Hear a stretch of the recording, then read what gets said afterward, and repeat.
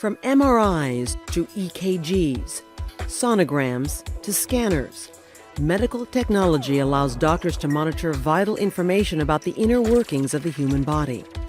Imagine if some of these machines could be made so thin, light, and portable that they could be attached right to the surface of your skin and go wherever you go. There's some very sophisticated device functionality sitting on my skin now. Two NSF-funded innovators have done just that by engineering something called an electronic tattoo, a microelectronic health monitor that has the potential to revolutionize the field of healthcare technology. The electronic has always been rigid. To make electronics flexible, that's quite a challenge. The path taken by John Rogers and Hyun-Gong Hwang to develop the electronic tattoo is an example of how collaboration is often a key or critical part of the innovation process. It all started in 2005 when both men worked at the University of Illinois at Urbana-Champaign, and Hwang happened to stop by a lecture Rogers was giving on campus. Then we started talking, and we find John's work very fascinating, and John found my work on mechanics useful. So naturally, the two of us evolve and work together. At the time of their first encounter, Rogers, a material scientist and electrical engineer, was looking for new ways to use electronic circuits formed on the surface of silicon. Silicon is a natural semiconductor that has electrical properties between that of a conductor, a material in which an electrical charge can flow freely, and an insulator, a material that doesn't conduct an electrical charge at all. Semiconductors are the heart of most electronics today. So at a very simple level, you can use a semiconductor like silicon as a switching element to turn electricity off or on. Hwang, a mechanical engineer who has since moved to Northwestern University, specializes in the mechanics of curvilinear materials, which have surfaces that are wavy. Curvilinear surface means it's a surface that's not flat. That's not, for example, my hat. The surface is curvilinear. By combining their fields of expertise to hatch the initial idea of the tattoo, they set out to manufacture a prototype, something that has taken about 7 years and multiple breakthroughs to produce. But one of the key things is to make electronics as flexible as possible that can follow the skin morphology. The first breakthrough happened when they figured out how to slice off the surface layer of a silicon wafer. This new technique resulted in silicon that could bend, just like this single sheet of paper.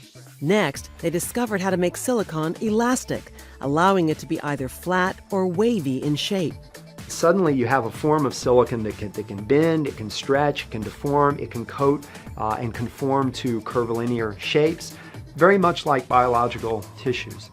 Even though it is called a tattoo, there is no need to pierce or puncture the skin. Instead, the device sticks on. So what we can do then is we can take this device, laminate it on the skin, almost like a children's temporary transfer tattoo. To figure out how to engineer this, Rogers and Hwang looked to nature, noting how easily lizards stick to walls. Like gecko and others, they can easily attach to a wall and easily let go. So for us, we want to borrow some of that idea and to make the electronic not using glue to have strong adhesion with the skin. Once attached, it can wirelessly detect electrical signals from inside the body, such as those given off by cells within the heart that cause it to contract and pump blood through its 4 chambers. This particular device is powered inductively. So there's a coil here. I can bring a wireless power supply in proximity to this device and deliver power to it through the air. Rogers and Hwang filed at least 10 different patent applications with the U.S. Patent and Trademark Office to protect their invention before commercializing it. Patents allow inventors to acquire what are known as intellectual property rights to their inventions for limited periods of time. The intellectual property is absolutely crucial. If that's not done carefully and thoughtfully, and if you don't really have distinctively new ideas that are well separated from things that people have tried in the past, it won't be viable. You won't be able to commercialize it. A startup company called MC10 has licensed the multiple patents and patent applications and is developing a new generation of flexible healthcare devices. While doing mechanics work, I never thought that I would have so much interaction with electrical engineers or material scientists. But now it's really at the interface we create new devices that never existed before. This is a call for an uprising. Welcome to today's show. I want to talk about something that was trending on YouTube videos. It's something that most people out there are familiar with. It's been going around. People have been talking about it. That's the electronic skin tattoos. Okay, the people have been talking about this being conditioning for the eventual microchipping or the eventual mark of the beast. What it is they're using tattoos, and as we all know, they've been conditioning the masses to want tattoos, to making tattoos cool, even though tattoos are a form of bloodletting. They've made the masses just, everybody out there is just getting tattoos. It's something that isn't taboo to talk about anymore. Almost everybody has it. It's almost taboo not to have tattoos. But what they're doing is they're using this electronic skin tattoo as a form of conditioning for the microchip, for the potential mark of the beast. It's a wireless communication device. And what this one specifically is that YouTube is now pushing, or at least promoting and putting in their trending section, is the scratch-on tattoo. So it's a fake tattoo that they're using to get people, to get kids, to get the youth out there, 12-year-olds, 15-year-olds, the ones that they're targeting to get this tattoo, which they can use as a wireless device for wireless communication, for touch sensing, so they can touch the tattoo, the fake tattoo on their wrist. They can control their computer screen. They can control their phone. It's actually, like I said, it's a scratch-on version of a tattoo. So they're targeting young kids into getting this and using it as a way to control their mobile devices, to control their television, control their computer monitor. Some of these fake tattoos, these electronic skin tattoos, even have the capability to store data in them. As you can see from some of these images, you can buy and download movie tickets on your wrist with this electronic tattoo, with this fake tattoo. So what they do is you put your phone up to it, you can download the tickets in your wrist, you can go to the movie theater and use your wrist as a form of, getting into the movie theater, because the tickets themselves and the barcode is downloaded into this scratch-on tattoo. So in this video, they go on to talk about and condition people into thinking how it's not taboo anymore to talk about, electronics on your body, electronic markings on your body. They say it once was taboo, but now with science fiction and all of this stuff, because they've used science fiction, they've used the media to condition people into thinking that this is safe, that this is the future, that you're not going to need a wallet anymore, that you'll have a tattoo or a mark, or this is obviously conditioning for what could be under the skin and inside of the body and under the skin. And then they'll have their electronic currency, and then people won't need credit cards anymore. They won't need cash. We'll have a cashless society, which they're already pushing. I did a video on PayPal. The commercial they aired during the Super Bowl, deliberately put during the Super Bowl, of course, to get people prepared for not needing cash anymore. They were just pushing it, saying, why need cash anymore? We can have a cashless society. We can have an electronic currency. We don't need to carry around wallets. We don't need to have this stuff. Obviously, this is getting pushed towards and geared towards the millennials. They're the ones who are already testing this out and trying this technology, having themselves microchips so they don't have to carry wallets around, because it's such a burden to carry a wallet around. And then they have this scratch-on tattoo, which people are actually getting real tattoos put on that have this capability. That technology is already out there. But the reason I'm doing this video is because these are the scratch-on tattoos. This is targeting young kids, 10-year-olds, 8-year-olds, 12-year-olds.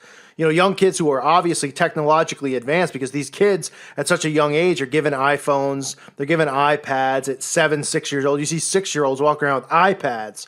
They're more technologically advanced than people in their 40s or 50s this day and age. So these kids are already getting pushed with technology. And then their parents, obviously, they're going to say, look, I got this, scratch-on decal tattoo on the boardwalk or wherever they went and got it. The parents won't think for 1 second that it's conditioning for the mark of the beast. The parents will just say, oh, how cool. You can control your phone from your wrist by touching it like a dial pad, like you're on Star Trek or you're in Star Wars. And that's exactly how this video plays out. They use, science fiction as a way to say, listen, it's not taboo anymore to talk about getting this type of technology on your body, in your flesh, in your skin. It once was taboo. It's not anymore, because they're conditioning everybody out there with this stuff. They're conditioning people to be okay with it. And like I've said over and over, what they're going to do is they're going to roll out these celebrities. They're going to roll out Beyonce and Rihanna and the Kardashians and all of these false idols that the people worship. They're going to see them have it. They're going to show them casually on reality shows, going to the store and just swiping their hand, Oh, they don't need credit cards, they don't need anything. They can just go and check out of the store just simply by scanning their wrist, right? And then they'll use fear and they'll say you don't have to worry about your identity getting stolen anymore, which is part of this whole hacking thing that we've heard about for years. Oh, hacking, and people are stealing other people's identification. I'm not saying that it hasn't happened and it's not real, that people don't do that kind of stuff, but they can easily use that, and they will use that as a fear ploy to tell people, listen, when you have this microchip, you don't have to worry about your social security getting stolen. You don't have to worry about somebody robbing or taking your money, because everything will be electronically in your DNA and in your flesh. And that's exactly what this is. This is conditioning for the youth out there. They're starting them off with these scratch-on tattoos where they, they're limited in what they can do, of course, but it's something where they can access their phones with it. They can, actually control their television screens or their computer screens. They can download things into this scratch-on tattoo. They can download movie tickets. Who knows what other capabilities it has, but obviously it has the same capabilities as if, you're using your phone and using the barcode technology on your phone, where you could take a picture, of one of those barcode things and it can download, movie tickets and all that. Now it's on the skin. Okay, and the reason that I'm doing this video again is because we've heard about tattoos and things like that, the microchip tattoo. We've heard about the microchip under the skin, the microchip in the hand and the wrist. Now we're hearing about this, which is conditioning for the youth out there. So young kids will have this, and by the time they hit 16, 17, 18 years old, they'll already have had the scratch-on decal tattoo, and they'll say, oh, it was fun, oh, it was no big deal, it was cool while it was there, and now, oh, it's advanced so much, you could do so much more with it.